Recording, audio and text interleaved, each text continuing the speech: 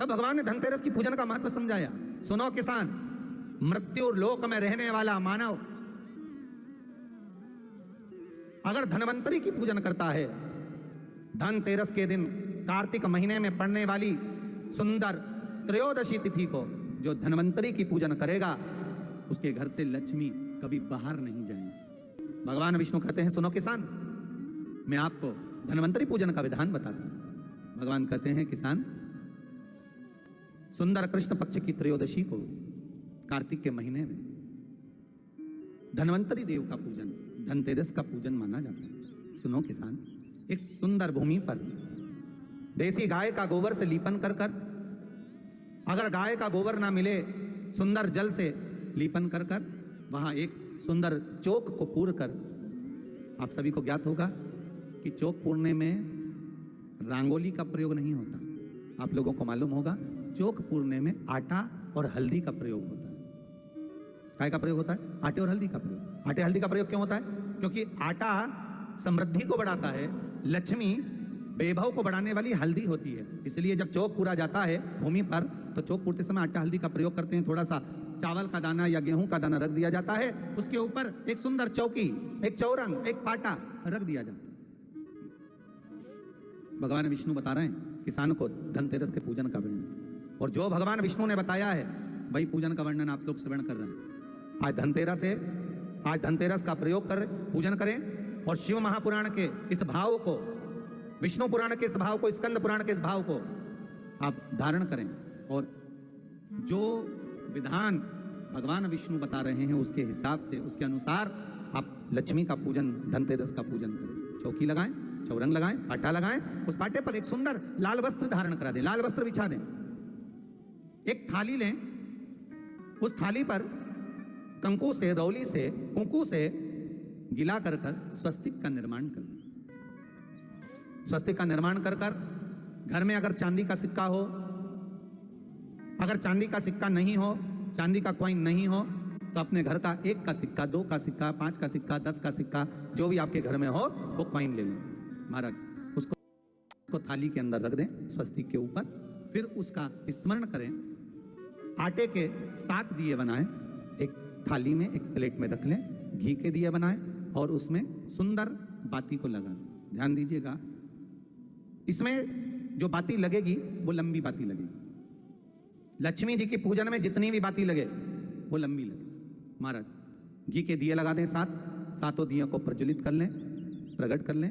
एक दिया तेल का लगा लें। तेल का जो दिया लगाया है, जहां पर आपने सिक्का रखा है, कॉइन रखा है, उसका लेफ्ट हैंड, मतलब आप ऐसे बैठे हो तो आपका सीधा हाथ की ओर आप तेल का दिया लग दें। और जो 7 दिए आपने लगाए हैं वो लक्ष्मी जी के राइट हैंड, मतलब आपका लेफ्ट हैंड हो गया, लक्ष्मी जी का राइट हैंड, आपका लेफ्ट हैंड हो गया, आपका उल्टा। वहां पर 7 दिए जो आपने प्रज्वलित करे हैं वो प्लेट में रख दें। सुंदर थाली जो आपने पूजन की तैयार करी है, उसमें कुंकू, रोली, हल्दी, अबीर, गुलाल, चंदन, मौली, लाल धागा, मौली, अमरबेल के टुकड़े, कमलगट्टे, हल्दी की गांठ, सुंदर भाव में उसको रखें। जल का पात्र, सुंदर आनंद से जो क्वाइन चांदी का और देसी क्वाइन आपने जो रखा है उसका जल से पूजन करें। लक्ष्मी पूजन का समय अलग अलग होता है, पर धनतेरस की पूजन का जो समय है वो प्रदोष काल से प्रारंभ हो जाता है। कब से प्रारंभ हो जाता है? प्रदोष, क्योंकि शिव के द्वारा निर्मित है लक्ष्मी पूजन का। महाराज क्वाइन का पूजन करें, कंकु आदि से पूजन करने के बाद दोनों सिक्कों को उठा लें, दोनों क्वाइन, जो चांदी का सिक्का है और जो देसी क्वाइन है उसको उठाकर उस पर जो कलेवा है, मौली है, नाड़ा है, लच्छा है, उसको लपेटना प्रारंभ कर दें और उसको लपेटें। पहले चांदी का सिक्का लपेट दे, फिर देसी सिक्का जो आपने रखा है, 1, 2, 5, 10 का जो सिक्का रखा है उसको लपेट दें, थाली में उसको रख लें। फिर वापस उस पर जल का छींटा देकर उसका पूजन करें। महाराज हल्दी, रौली, मौली, चंदन आदि लगाकर सुंदर भाव से चावल को हल्दी में भिगो लें और पीले चावल कर कर उल्टे हाथ में चावल लेकर माता लक्ष्मी के ऊपर जो 2 सिक्के रखे हैं उनका पूजन करें। साथ में जब चावल छोड़ते जाएं तो गणेश जी का भी स्मरण करते जाएं। हे रिद्धि सिद्धि के दाता श्री गणेश जी महाराज, आप हमारे यहाँ पर सदा माता लक्ष्मी को लेकर, कुबेर भंडारी को लेकर सदा विराजमान रहें, नारायण को लेकर सदा विराजमान रहें। चावल छोड़ते जाएं और बाबा से विनती करते जाएं, माता लक्ष्मी से निवेदन करते जाएं, भगवान शिव का स्मरण करें, भगवान नारायण का स्मरण करें, माता लक्ष्मी का स्मरण करें, रिद्धि सिद्धि के दाता भगवान श्री गणेश जी महाराज का स्मरण करें, छोड़ते जाए। जब चावल पूर्ण छोड़ देवे, पूजन पूरी तरह से हो जाए, तब महाराज 7 सुंदर आनंद से अमरबेल के टुकड़े, अमरबेल वृक्ष पर एक पीले कलर की बेल चलती है, पीली, उसमें पत्ते नहीं होते, वो किसी भी वृक्ष पर डली रहती, वो अमरबेल कहलाती। ये अमरबेल लक्ष्मी पूजन में, समृद्धि के लिए, मकान के मुहूर्त के समय पर, गृह प्रवेश के समय पर बहुत कार्य आती है।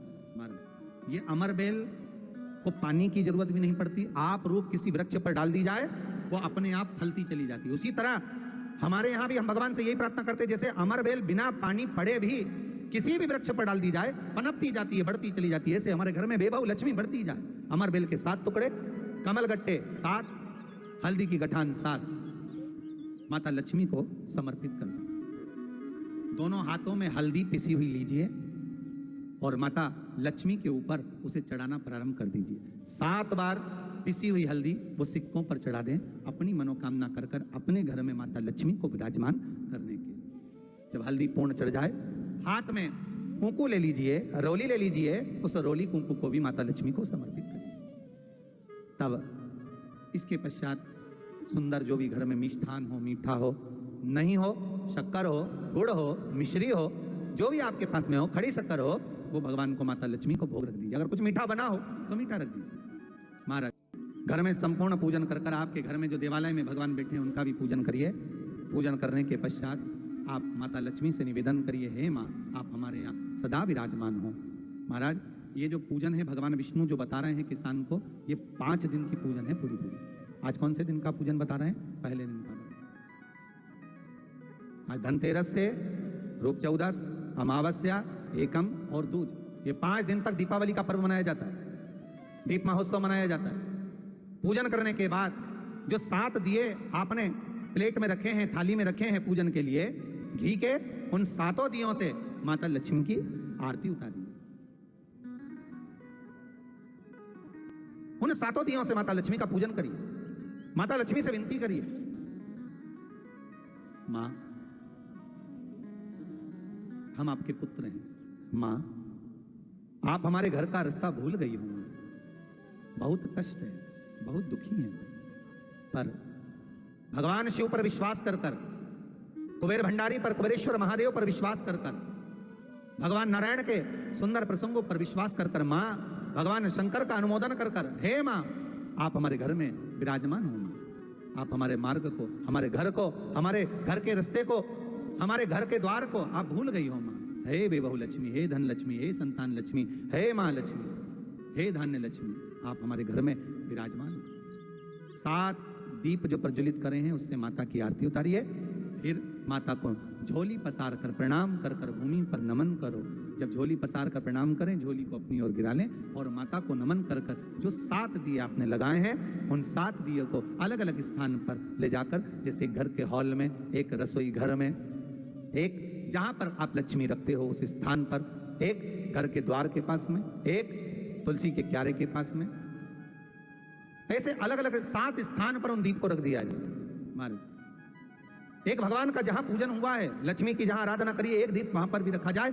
जो तेल का दिया लग रहा है उसके पास में, फिर कहेंगे तेल का दिया माता लक्ष्मी के उल्टे हाथ पर और घी का दिया माता लक्ष्मी के सीधे हाथ पर। मतलब जो सिक्के आपने रखे हैं उस सिक्के का उल्टा हाथ तेल का, मतलब आपका सीधा हाथ होगा जहां तेल का दिया रखाएगा, और जहां आपका उल्टा हाथ होगा जहां पर घी का दिया लगाएगा, वहां माता जी का सीधा हो गया, आपका उल्टा।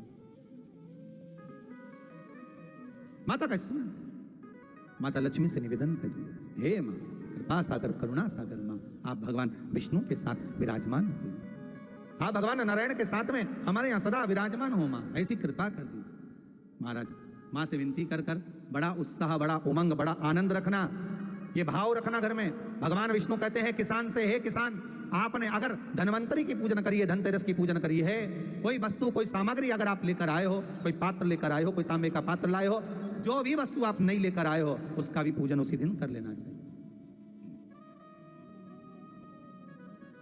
उसका भी पूजन। बड़ा भाव रखकर भगवान विष्णु ने किसान को बताया, बड़ा किसान सुनकर बड़ा प्रसन्न हुआ। नारायण प्रभु क्या माँ फिर मेरे घर में रहेगी?